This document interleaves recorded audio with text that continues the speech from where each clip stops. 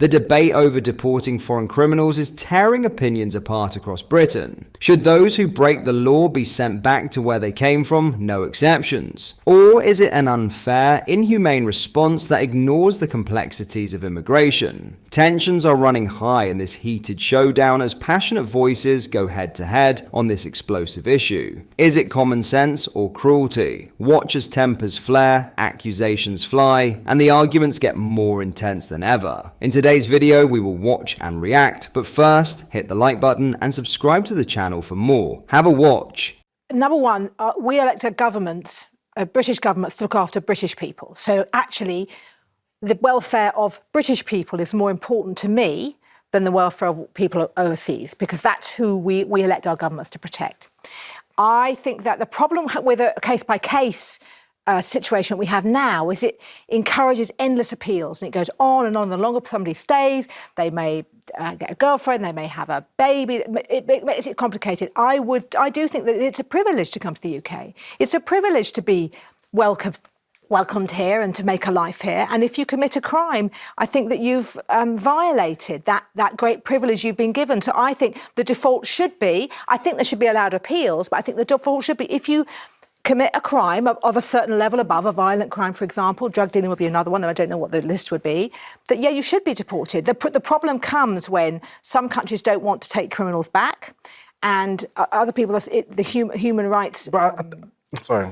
Human rights are used as a reason to say, I can't be deported because I have a family here. Well, they can go with you. Okay, but one easy fix is to let's take those prisoners who aren't British and send them back to where they come from. And then you've solved the problem of the lack of space. No, you're laughing. It's a perfectly normal and kind of sort of common sense way to do things. It's such a righteous, problematic view to have, that you believe every country that has people leaving here for economic migrant is now, it needs aid. And the reality is that, like, British people have this thing of, like, whenever people come and you don't like something, it's kick them out. They cost too much, kick them out, send them home. It's just like, it's such a grotesque way to look at a human life. And in reality, when British people go to other countries, they act significantly as bad, if not worse, than any migrants that come here. So the reality is that actually look at yourself and your own behaviour and your own travel, and how you conduct yourself. Let's turn this on. You are in a situation where we are paying to house foreign nationals in British prisons. There doesn't seem to me to be a good argument when money is tight for why we are doing that. For me, there's just a darkness where you invite people over to this country to But often we didn't invite them over. And invite them into this country to participate and to do all the jobs that you don't want to do. But then if you do anything that they don't like, it's like, get out of our country, and they're completely shunning them in society and acting as if you're hiding enough. No, but as I said before, when we talk about policing minoritized communities, it's not straightforward as he committed a crime. You can handpick particular stories of obvious crimes that have been done, but the consequence of policing everybody in that way is absolutely going to be significantly worse than it helps anything. So but you keep driving people out of this country, but there's still a massive, massive employment gap in this country, and the wages don't live up to what it is that people actually should be paid equitably for. So you're saying people should be able to commit crime because they're not paid enough when they come to this country? You can simplify it all you want, but you have shown yourself. That is just a horrible thing to say. I've shown myself as what? It's disgusting. I've shown myself as... No, hang on. I've shown myself as what? That's absolutely disgusting. Say the word you want to say. People, what word am I trying to say? You're accusing me of racism. I said exactly what I meant. No, I told you exactly. I said it's disgusting. And I'm allowed to say that. Disgusting? I heard what you. Specific bit you can't speak. Why are you're speaking about people who have come here as economic migrants or refugees? Their choice. And you're speaking about them as they're disposable. It's just like, oh, whenever we don't like them, we send them back somewhere. That's disgusting rhetoric. You can't. If somebody comes to the UK for their choice, they don't. Hang on. They don't come here out of a great humanitarian desire to better this country. They come here for themselves, to better their own lives, to send money home to their own families. If they then, commit a crime, then they have no right to stay. There are people who have absolutely come here at our invitation, but there are many more, particularly in the last 10 years. My family is a part of it, so it's exactly. Just like recent immigration is people choosing to come to this country. I would argue for financial reasons. I would argue. What are your thoughts on this? Let me know down below. Now, in other news, achieving net zero by 2050 is impossible and will bankrupt Britain, Tory leader Kemi Badenoch has said in a landmark policy speech today. Speaking from a venue in central London, Badenoch accused her own party of enshrining net zero in law without a proper plan, and warned that laws in place at the moment could cause a serious drop in our living standards.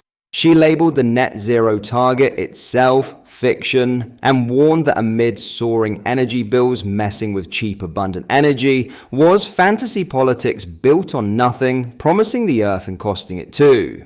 Net zero by 2050 is impossible, Badenoch said. I don't say that with pleasure or because I have some ideological desire to dismantle it. In fact, we must do what we can to improve our natural world. Anyone who has done any serious analysis knows it can't be achieved without a serious drop in our living standards or by bankrupting us.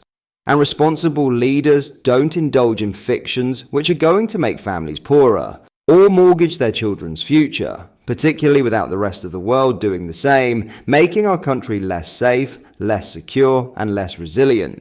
Britain had committed to net zero in 2019 under Boris Johnson's government, and ahead of her speech today, Johnson's father Stanley said he wasn't just disappointed, but shocked by her U-turn.